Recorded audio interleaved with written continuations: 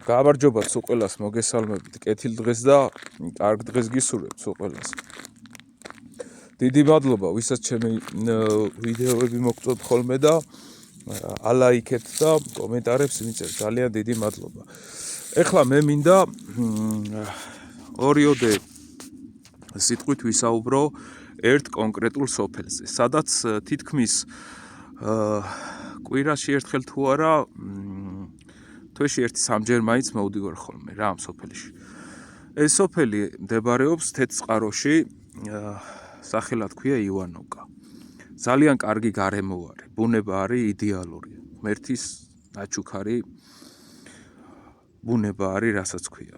ზღვის დონიდან არის 2000 მეტრზე, მეგონი 1800 რა, თუ სწორად მახსოვს რა და ამ სოფელში არის უამრავი პრობლემები. აი, იმდენად დიდი პრობლემები არის, რომ გზა არის. გზა აქ არ არსებობს რა. დიდი განმავლობის მანქანა თუ არ აყავთ, off-road მანქანა, ფიზიკურად ვერ ამოხვალთ. ეს სოფელი არის ძველი სოფელი ივანოვკა, სადაც ბერძნები ცხოვრობდნენ, ბერძნები იყვნენ, ზოგი დაიღუპა, ზოგი ისევე საბერძნეთში დაბრუნდა, თუ სწორად მახსოვს ამ ბერძნების ისტორია, მეორე მსოფლიო ომის დროს ჩასახლებული ბერძნები არიან, იყვნენ და მერე გადავიდნენ ისევე საბერძნეთში, როცა სიტუაცია დაალაგდა და ზოგიც აქ დაიხოცა რა, იმიტომ რომ თითოეულ სახლს ქონდა ბერძნული ფურნე რა, ესეთი საცხობი სპეციალური და ძალიან ისტორიული სოფელი არის. აქ რო ვიყიდეთ, მოკლედ, ესე თქმა მინდა რა.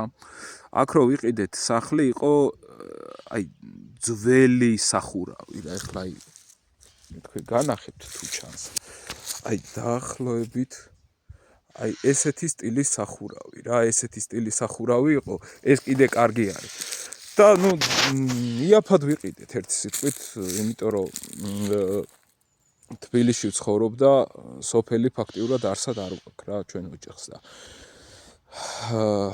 როცა ამოვედით ამ სოფელში, გზა საერთოდ გაუკვალავი არის, კიდევ ერთხელ ვახსენებ აქ და როცა ვიყიდეთ უკვე ეს სოფელი, ამ სოფელში სახლი როცა ვიყიდეთ, გადავწყვიტე რომ შევხვედრილიყავი გამგებელს, ციკლაური არიგო არა თუ სწორად მახსოვს, იყო 2-3 წლის წინ, ეხლა არ ვიცი ვინ არის და გამგებელს ვეუბნები რომ მეთქი თბილისიდან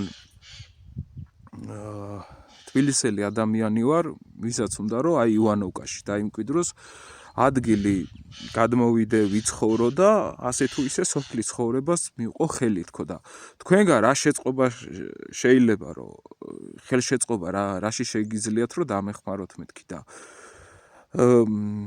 რა კაცმა გაიხედა, გამოიხედა თავის მოადგილეებს შეხედა და ივანოვკა სად არისო კაცო, გაუკვირდა ამ კაცს და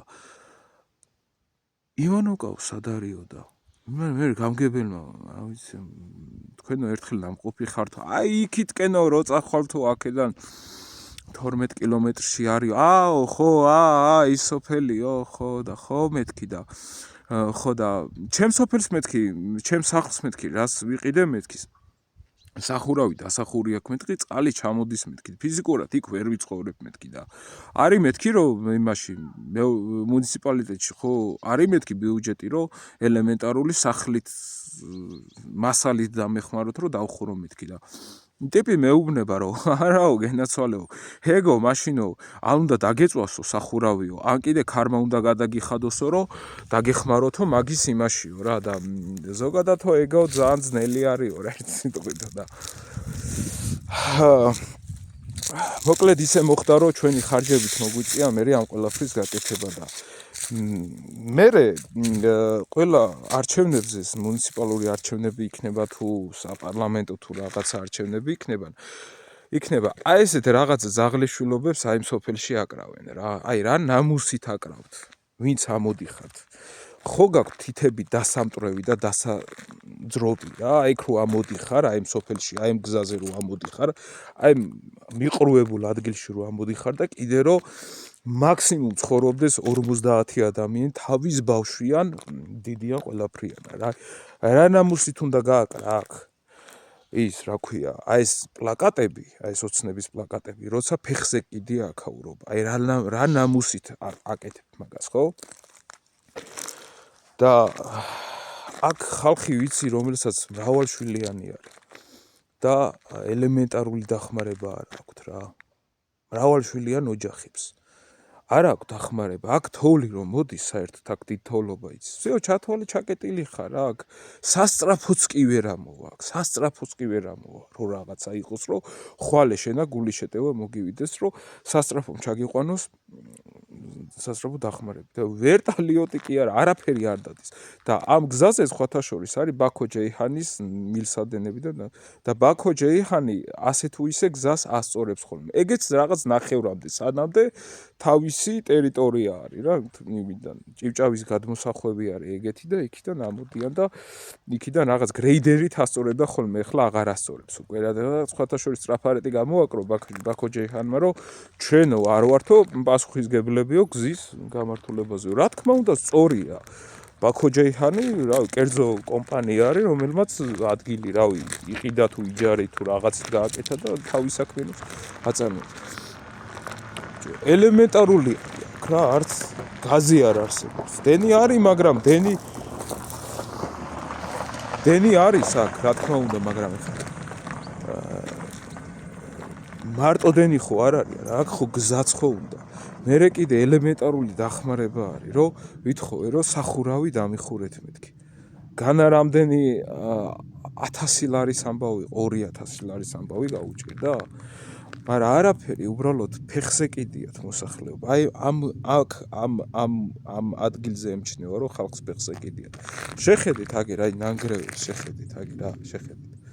აი ეგ შეხედეთ რა, კარგად გაიხედეთ. აი ეს არის.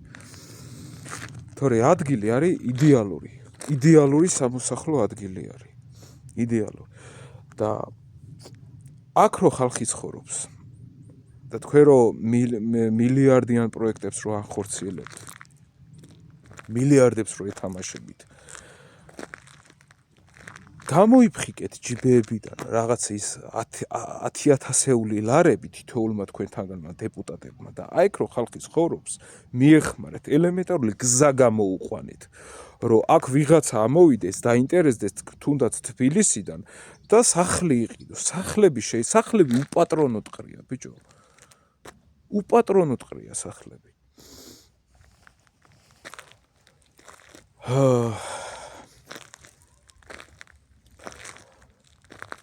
იმდენად ამოუყვანთ ქართულ ხალხს ყელში ამ ყველაფერს, რომ თვითონ დაიწყებენ უკვე ყველაფერზე რეაგირებას. მე არ გაგიკვირდეთ რა. აი ეს სახლკარი, აი ესე არ უნდა იქნოს. აი ეს აქ ბევრი სახლი არ არის, მაგრამ რასაც ხედავთ ირგვლივ, თითქმის ბევრი არის მიტოვებული სახლკარი. მიაქციეთ, სოფელს მიაქციეთ ყურადღება. თბილისში რო გახიზნებთ თლიანად მთელი საქართველო და რო გიკვირთ მე დაბინძურა აქ ჰაერს შეხედეთ, აი, შეხედეთ, როგორი სუფთა ჰაერი არის. მიაქციეთ სოფელს ყურადღება, რომ სოფელმა დაგაფასოთ ისევე და აი ესეთი რაღაცა ნაგლობებს მაინც ნუაკეთებთ რა. გრცხვენოდეთ მაინც აი ეგ რაღაც პლაკატებს რო აკრათ ხოლმე რა. 6 მილიარდად ყიდით თქვენ იმას, რა ქვია, მიწებს და რაღაც ბიუჯეტი და მიძახით რაღაცა 10 წელში 2 მილიარდ დოლარს მოვიგებთო თუ რაღაცა ესეთებსო და ხარიბაშვილმა, რა ვიცი, წაიღო მილიარდები ქვეყნიდან, იმიდან გაიტანა.